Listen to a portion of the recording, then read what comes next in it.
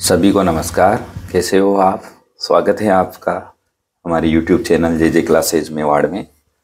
आज हम हल कर रहे हैं प्रवाह हिंदी कार्य पुस्तिका कक्षा 6-7 2023-24। इसमें हल करेंगे हम कार्यपत्र 91, 92, 93, 94, 95 का हल। आइए शुरू करें। इससे पहले आप चैनल पर नए हो तो सब्सक्राइब वाला लाल बटन दबाएं और सब्सक्राइब करें, इससे कि आने वाले हल आपको मिलते रहें। कार्यपत्र 91, दी गई कहानी को पढ़कर प्रश्नों के उत्तर दें। एक दिन एक लोमड़ी जंगल से भागती हुई आकर मुर्गी के दबड़े में घुस जाती है। लोमड़ी मुर्गी के 2 बच्चों को छोड़कर सबको खा जाती है। लोमड़ी उन दोनों के पास आकर उन्हें खाने की बात करती है। पहला बच्चा उसे कहता है कि हम छोटे छोटे हैं, हमें खाकर पेट नहीं भरेगा, हम आपको अच्छी चीज़ें खिलाएंगे। पहला बच्चा लोमड़ी को कुएं के पास ले गया, जाकर उसे खीर दिखलाता है। खीर खाने की इच्छा प्रकट करती लोमड़ी कुएं में जाने के लिए पूछती है। बच्चा उसे बताता है कि चरखी पर 2 बाल्टियां टंगी है, एक नीचे जाने के लिए, एक ऊपर आने के लिए। लोमड़ी नीचे जाने वाली बाल्टी में बैठ जाती है, क्योंकि लोमड़ी ने चंदा मामा की परछाई को खीर समझ लिया। इस प्रकार मुर्गी के 2 बच्चों ने अपनी सूझबूझ और चतुराई से तुरंत लोमड़ी से अपनी जान बचाई। नीचे प्रश्न है इसके। मुर्गी घुस जाती है तो मुर्गी यहाँ आना चाहिए, मुर्गी की जगह लोमड़ी। लोमड़ी घुस जाती है मुर्गी के दबड़े में। लोमड़ी ने खीर समझा, यहाँ भी लोमड़ी आएगा। लोमड़ी ने खीर समझा, कुएं में चंदा की परछाई को। किसने किससे वे क्यों कहा, हम छोटे छोटे हैं, हमें खाकर पेट नहीं भरेगा। ये मुर्गी के बच्चों ने लोमड़ी से अपनी जान बचाने के लिए कहा था। चौथा प्रश्न है, लोमड़ी नीचे जाने वाली बाल्टी में बैठ जाती है क्यों? क्योंकि चंदा की परछाई को खीर समझकर वे खाने के लिए चली जाती है।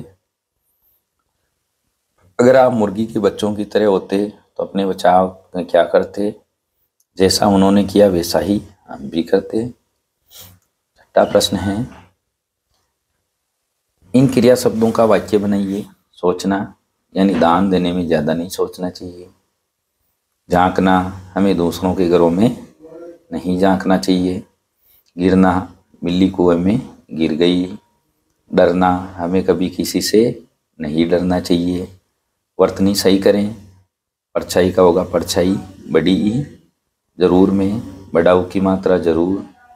तारकीब का होगा तरकीब, बाल्टी में आधा ले आएगा बाल्टी। ये था कार्यपत्रक 91। कार्यपत्रक 92, इस कविता को पढ़िए। कविता में एक भालू दिख रहा है, भालू की कविता है। बड़े आलसी भालू राम, सारे दिन करते आराम, बेच खा गए नई किताबें, जूते चप्पल और जुराबें, मास्टर जी का डंडा खाकर क्यों रोते अब चालू राम। हाथ हाथ पर रखकर बैठे रहते हैं दिन भर ऐठे, इसलिए तो लोग इन्हें सब कहते हैं टालू राम। अब इसके भालू राम के नीचे कुछ प्रश्न हैं कि भालू पूरे दिन बैठे रहता है। इस कविता को आप क्या नाम देना चाहोगे? आलसी भालू। भालू राम को कवि ने 2 और नाम दिए हैं, लिखे तो दिए हैं चालू राम और टालू राम। इस कविता के भाव को अपने शब्दों में लिखें। भालू बहुत ही आलसी होता है, वे पूरे दिन सोता रहता है। कवि द्वारा भालू राम को दिए गए 2 अन्य नामों का क्या कारण है? चालाक और आलसी होने के कारण। 5वां, आलस करने से क्या क्या नुकसान हो सकते हैं, लिखे। हमारा काम समय पर पूरा नहीं होता, आलस से शरीर बेकार हो जाता है, लोग भरोसा करना छोड़ देते हैं हमारे पर, इसलिए हमें कभी आलस नहीं करना चाहिए। यह था कार्यपत्रक 92। कार्यपत्रक 93, निम्नलिखित कहानी को पढ़कर नीचे दिए गए प्रश्न के उत्तर लिखें। तेनालीराम की चतुराई के आगे के बारे में अनेक कहानियां प्रसिद्ध है। कहा जाता है कि एक बार राजा कृष्णदेव राय किसी कारण तेनालीराम से नाराज हो गए। उन्होंने तेनालीराम को दरबार में बुलाया और क्रोध भरे स्वर में कहा, तेनालीराम, तुम दरबार से चले जाओ और अब मुझे अपना मुंह न दिखाना। अगले ही दिन तेनालीराम दरबार में उपस्थित हुए, लेकिन उनका मुंह नकली चेहरे से ढका हुआ था। उन्हें देखकर सभी दरबारी हंसने लगे। राजा की भी दृष्टि उस पर गई तो वे नाराज होकर बोले, मैंने तुम्हें न दिखाने का आदेश दिया था, मुंह न दिखाने का आदेश दिया था, फिर तुम आ गए। ये सुनकर तेनालीराम ने नम्रतापूर्वक कहा, महाराज, मैंने तो आपके आदेश का पूरा पालन किया है। ये देखिए, मुंह पर नकली चेहरा लगा कर आया हूँ जिसे आप मेरा मुंह न देख सके। ये सुनकर सभी दरबारी खिलखिलाकर हंस पड़े। राजा भी अपनी हंसी को नहीं रोक पाए। उनका क्रोध शांत हो गया। तेनालीराम दरबार में थे। ये थे कृष्णदेव राय के दरबार में। तेनालीराम दरबार में किस वेश में आए? या ये मुंह को नकली चेहरे से ढककर?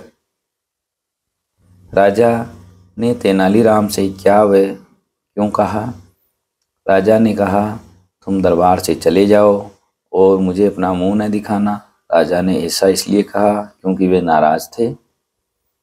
अपना मुंह न दिखाना, इस वाक्य में इसने किससे कहा? इस वाक्य में ये राजा कृष्णदेव राय ने तेनालीराम से कहा था। दिए गए शब्दों के अर्थ लिखे। चतुर, चालाक, नाराज, क्रोध, दृष्टि, नजर। आदेश का अर्थ है आज्ञा, क्रोध का अर्थ गुस्सा और नम्र का अर्थ होगा सरल। ये था कार्यपत्रक 93। कार्यपत्रक 94। नीचे लिखे गद्यांश को पढ़कर नीचे दिए गए प्रश्नों के उत्तर दें। बच्चों, पहले मदारियों के पास बालू होते थे। मदारी जब डमरू बजाता तो बालू नाचने लगता, झूम झूम कर और घूम घूम कर खेल दिखाता था। ये बालू काले होते थे, परंतु तुम्हें क्या पता है कि बालुओं की एक जाति सफ़ेद भी होती है। ये बालू बर्फीले प्रदेश में पाए जाते हैं। इन्हें पोलर बियर भी कहा जाता है। सफ़ेद बालू की त्वचा मोटी होती है। त्वचा पर सफ़ेद रंग के घने किंतु मुलायम बाल होते हैं। सफ़ेद बालू तैरने में कुशल होते हैं। सफ़ेद बालू का रंग बर्फ से मिलता जुलता होता है।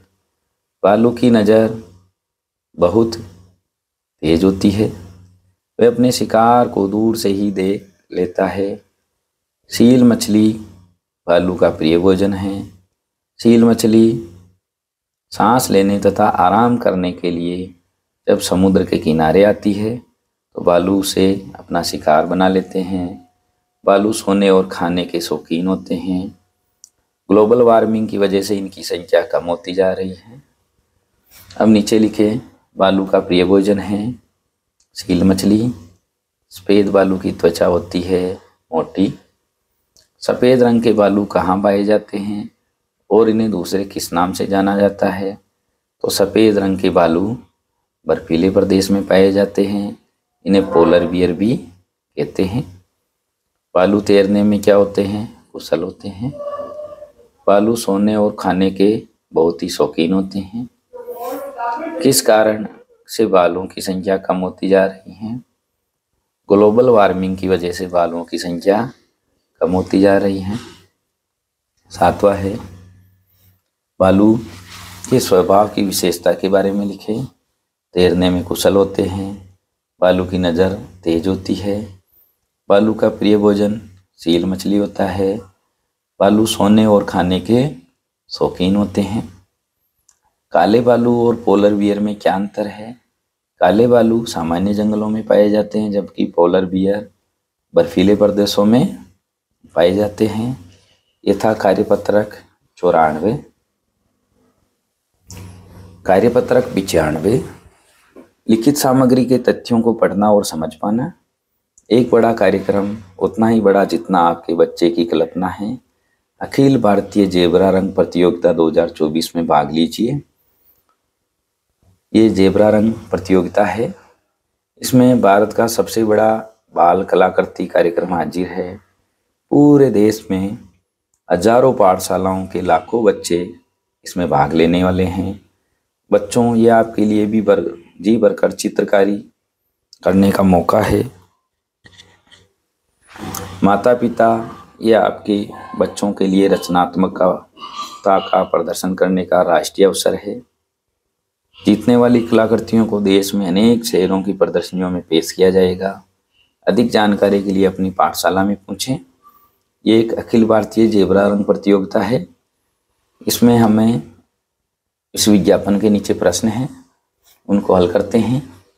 उपरोक्त वर्णित विज्ञापन को पढ़कर दिए गए प्रश्नों के उत्तर लिखें। वे विज्ञापन प्रतियोगिता की घोषणा कर रहा है। ये प्रतियोगिता जेबरा रंग प्रतियोगिता होगी। ये कार्यक्रम पूरे देश यानी पूरे भारत की पाठशालाओं के लिए खुला है। तीसरा प्रश्न है, जो माता पिता चाहते हैं कि उनका बच्चा भाग ले तो उन्हें क्या करना चाहिए? उसे पाठशाला से संपर्क करना चाहिए। इसमें आप पाठशाला में राइट का चिन्ह लगाएं। चौथा प्रश्न है, इसमें से कौन सा कथन सही है? तो जीतने वाले को नकद इनाम दिया जाएगा, ये गलत है। जीतने वाली कलाकृतियों को देश की कई प्रदर्शनियों में पेश किया जाएगा, ये राइट है। जीतने वाली कलाकृतियों को समाचार पत्रों में छापा जाएगा, ये भी गलत है। ये भी विज्ञापन में नहीं है, केवल दूसरा वाला ही सही है, इसमें राइट लगा दें। ये था कार्यपत्रक 91, 92, 93, 94, 95 का हल। और भी कार्यपत्रक व आकलन के हल देखने के लिए हमारी चैनल की प्लेलिस्ट में जाएं। इसका लिंक इस डिस्क्रिप्शन में, इसी वीडियो के डिस्क्रिप्शन में मिल जाएगा। और हमें कमेंट बॉक्स में कमेंट भी कर सकते हैं, जिससे कि हम आपको लिंक उपलब्ध करवा सकें। इसका हल और हमारी मेहनत अच्छी लगी हो तो लाइक करें, शेयर करें और चैनल को सब्सक्राइब ज़रूर कर दें। धन्यवाद।